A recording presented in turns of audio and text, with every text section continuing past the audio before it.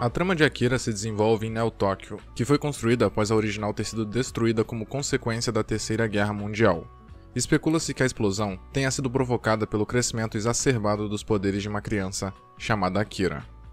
Neo Tóquio é altamente tecnológica, dominada por corporações e repleta de luzes, brilho, neon, hologramas e outdoors, porém, visivelmente com uma qualidade de vida baixa, configurando um legítimo cenário cyberpunk.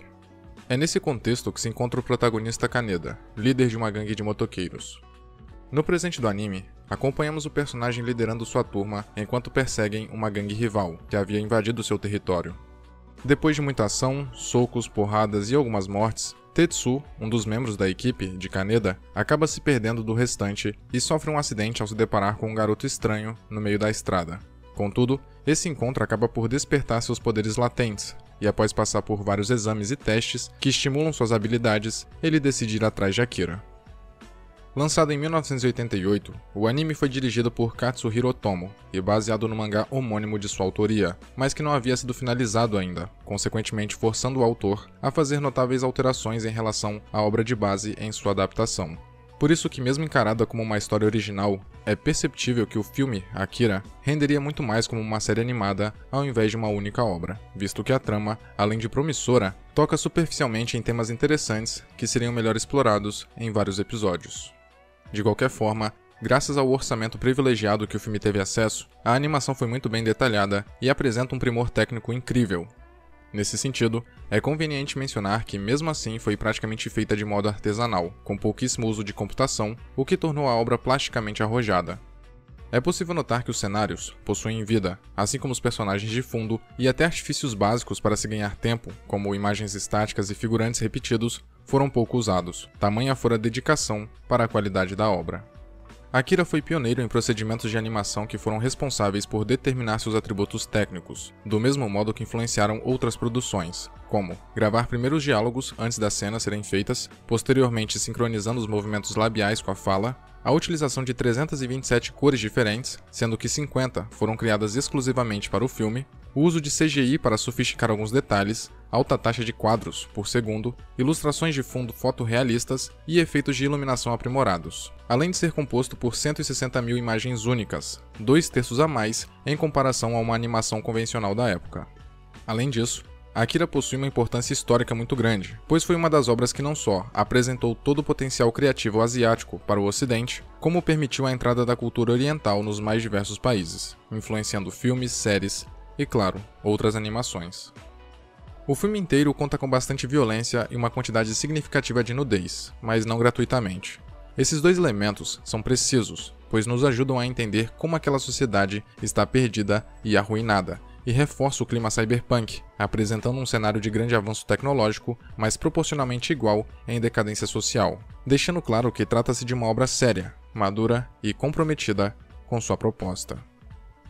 Mesmo parecendo que Akira se trata de motoqueiros e suas peripécias, na verdade o anime é sobre o impacto de pessoas com poderes psíquicos na sociedade, expondo naturalmente como o poder corrompe. Fanatismo religioso, transcendência e governos autoritários também são assuntos levemente abordados, resultado direto de um período ainda marcado pela paranoia provocada pela outrora iminência de uma guerra nuclear em plena Guerra Fria. Esta obra é um retrato do povo japonês, traumatizado por ter vivido as mazelas de ser atingido por uma bomba atômica.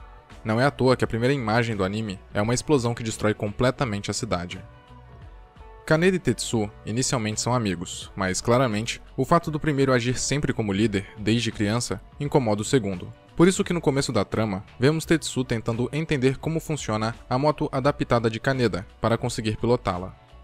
Nitidamente, a moto é um símbolo de status, de prestígio até. Ela se destaca entre as demais e chama facilmente a atenção. Porém, só Kaneda é capaz de conduzi-la, dando-lhe um ar de autoridade. Dessa forma, quem conseguir dominá-la terá tanta ou mais influência do que o próprio dono. E é isso que o Tetsu quer. Ele deseja provar que é tão apto quanto o suposto líder da gangue, que ao mesmo tempo que admira como um amigo, odeia como um rival. Essa relação entre os dois é desenvolvida conforme Tetsu passa a explorar mais seus poderes e tem seu apogeu quando tornam-se incontroláveis.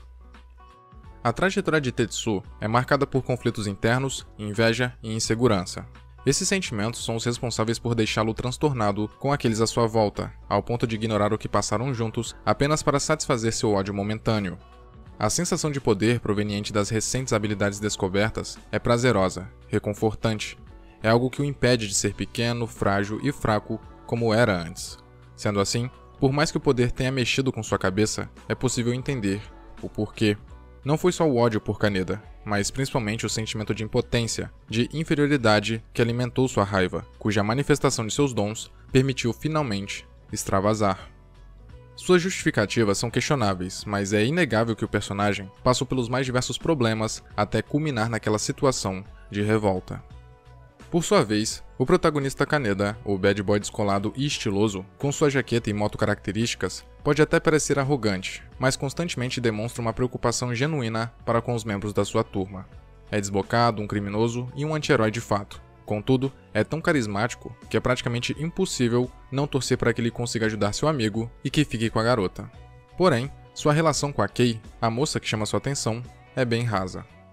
Durante a história, ambos conversam poucas vezes e nem chega a ser desenvolvido um clima de romance em suas interações, o que torna estranho o final, quando os dois mostram uma preocupação intensa para com o outro, sendo que primeiro, acabaram de se conhecer, segundo, perderam amigos verdadeiramente íntimos recentemente, e terceiro, não tiveram tempo suficiente para criarem uma relação de afeto forte reciprocamente. Mas isso é apenas uma ressalva pontual, visto que esse relacionamento jamais ganha grandes proporções. É só algo para complementar. Por isso não chega a ser um problema, porém, esse aspecto remete ao fato do filme ser em sua maioria superficial. Essa característica torna-se mais presente ao final, quando surge um sentimento de insaciedade, mas não como se o desfecho fosse totalmente insuficiente. Contudo, é perceptível que um único filme não foi capaz de comportar tudo o que aquele universo poderia oferecer. A sensação de potencial desperdiçado é notável. Isto é proveniente do fato do filme ter sido feito enquanto o mangá ainda estava em desenvolvimento. Portanto, o criador precisou dar outro desfecho para o anime, acelerar certos acontecimentos e mudar várias cenas e diálogos. Esse fato reflete diretamente na obra que apresenta um tom de inacabado, com várias informações insuficientes para um entendimento básico da trama. Para ficar claro, o grande e talvez único problema de Akira é ter sido ineficiente em explorar suas vertentes subjetivas com mais afinco e não ter explicado questões simples de roteiro. Novamente, a trama é muito rica para ter ficado resumida em um único filme. Claramente há elementos ali que renderiam ótimas discussões dentro da história, porém, ficam apenas sugeridos. Não chega a ser decepcionante, mas deixa um gostinho de quero mais ao final da exibição. Dito isso, podemos dividir a trama de Akira em 3 principais núcleos: o das forças militares e governamentais, o dos ativistas/terroristas anti-governo e dos motoqueiros. Obviamente, Kaneda e sua gangue recebem maior destaque, porém, surgem assuntos curiosos a respeito dos outros 2 núcleos. Neo Tóquio é uma cidade com aparência suja, desorganizada e sem vida. O governo, formado por um Conselho Supremo, parece ser ineficaz nos assuntos que tocam à população, o que reflete no comportamento dos jovens delinquentes, no departamento da polícia, que é uma bagunça, e na escola, que parece ser tudo menos um local de aprendizagem e formação. Já as forças resistentes foram os que receberam menos ênfase, de tal maneira que fica difícil entender suas motivações e o que queriam especificamente. Contudo, é possível deduzir que, como a cidade parece uma terra de ninguém, e obviamente é culpa do governo incompetente, eles buscam uma alternativa para a situação que os habitantes de Neo Tóquio estão vivendo com a falta de segurança e a baixa qualidade de vida através do renascimento de Akira. Isto é, acreditam que com este último, serão capazes de mudarem drasticamente o cenário caótico em que vivem. Estes 2 núcleos abordam, apesar de brevemente, temas pertinentes ao quesito social, como, por exemplo, a desqualificação do governo em atender os indivíduos que representam as consequências de uma sociedade em colapso e o fato da democracia ser praticamente inexistente, ou no mínimo bem limitada, o que abre margem para os cidadãos revoltados com o sistema serem marginalizados pelos seus posicionamentos, que vão de encontro com as leis autoritárias. Por isso que gangues, pichadores e anarquistas são figuras recorrentes naquele universo. Até um golpe de estado ocorre. Cabe destacar que a cidade onde o anime se passa sediará as Olimpíadas em breve. Portanto, podemos presumir que todo o mundo está no mínimo em uma situação similar à de Neo Tóquio, se não pior. Já as discussões que surgem no arco de Kaneda e de Tetsu são mais científicas e referem-se ligeiramente a temas como existencialismo, pós-humanismo, transhumanismo, evolução e a religião. consequentemente levantando questões filosóficas e reflexivas a respeito do que somos e o que nos tornaremos, o que remete à nossa origem como espécie, levando em consideração a evolução proposta por Darwin. Um dia fomos parecidos com os macacos e antes disso, uma forma de vida completamente rudimentar. Dessa forma, o anime sugere que a próxima suposta etapa do ser humano acontecerá por intermédio da tecnologia, mas que talvez não será a hora certa ainda, e muito menos que estaremos preparados para nos tornarmos algo diferente. O roteiro flerta com a ideia de que a alteração da natureza humana é algo inevitável, sem deixar exatamente claro se isso seria libertador ou algum tipo de pecado, já que no final, embora ressalte as catástrofes resultantes de um poder incontrolável, dá a entender que um dia será normal ter tais habilidades, fruto de uma raça humana evoluída naturalmente e artificialmente. Mas será que quando isso acontecer, poderemos nos considerar conceitualmente humanos ainda? Como saberemos que continuamos sendo aqueles que sempre fomos em essência? Em tese, não seremos, já que a tecnologia pode eventualmente ser capaz de mudar nossas características primordiais, nos levando à transcendência existencial, ou a algo completamente novo, pós-humano. Porém, a última frase dita no anime é um olhar otimista a respeito dessas indagações. Ainda é possível notar uma pequena crítica à falta de escrúpulos da ciência em certas circunstâncias, visto que a busca desenfreada por respostas que satisfaçam os próprios caprichos pode ser extremamente perigosa. Por exemplo, quando se usa pessoas em experimentos hediondos, sob a desculpa de que é pelo conhecimento, ignorando o sofrimento alheio ou a vontade das cobaias.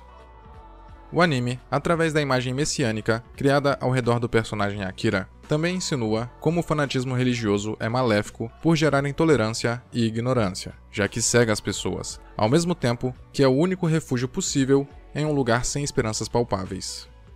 Em certo momento, vemos uma senhora encorajando seus seguidores a queimarem no fogo, dizendo que isso irá purificá-los. E ter duvidado da volta de Akira, afirmando que ele era um impostor, foi o suficiente para um sujeito ser empurrado por um indivíduo crente de que o Salvador está entre eles.